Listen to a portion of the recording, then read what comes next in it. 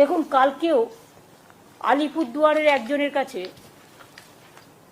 এও তপশিলি সম্ভবত, অঞ্জলিশীল নিত্যশীল স্বামী, ফালাকাটা,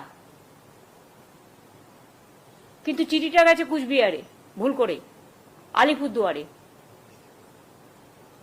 এবং 19 আর 25 তারিখে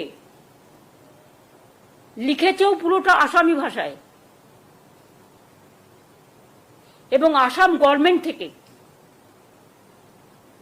এই দেখুন, ফরেনার্স ট্রিব্যুনাল কোকরাঝড়, এখান থেকে চিঠিটা গেছে।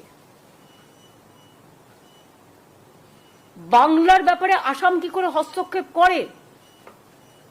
এটা শুধু আনএথিক্যালি নয়, আনকনস্টিটিউশনাল, ইললিগাল, এবং ওরা কিন্তু সীমারেখা লঙ্ঘন করছেন। আমি ডাবল ইঞ্জিন সরকারকে, বিজেপিকে বলবো, নিজেদের চরকায় তেল দিন।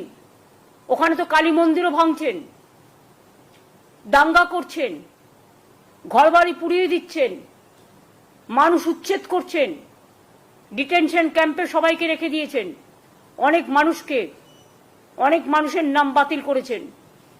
এইভাবে যদি মনে করেন আপনারা দেশ চালাবেন, দেশটা কিন্তু বিভক্ত হয়ে যাবে। এবং দেশ যদি একবার বিভক্ত হয়ে যায়, তাহলে দেশের শক্ত কাঠামোটা নষ্ট হয়ে যাবে। এটা আমরা কেউ চাই না। আমরা চাই আমাদের দেশ ঐক্যবদ্ধ, শক্তিশালী থাকুক।